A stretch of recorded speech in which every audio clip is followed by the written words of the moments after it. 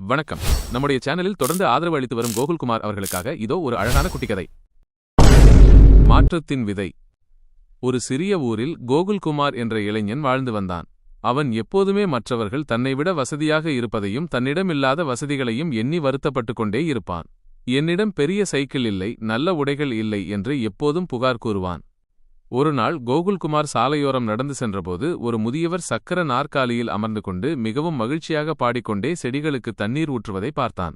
அவரிடம் சென்ற கோகுல், பெரியவரே, உங்களால் நடக்கக்கூட முடியாது, அப்படியிருந்தும் நீங்கள் எப்படி இவ்வளவு மகிழ்ச்சியாக இருக்கிறீர்கள் என்று கேட்டான்.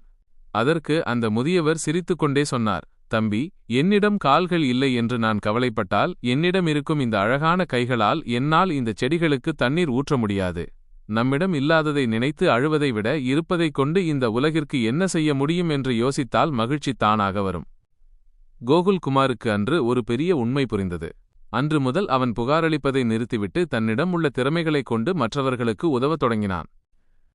நீதி. மகிழ்ச்சி என்பது நம்மிடமுள்ள பொருள்களில் இல்லை, நாம் வாழ்க்கையை பார்க்கும் விதத்தில்தான் உள்ளது.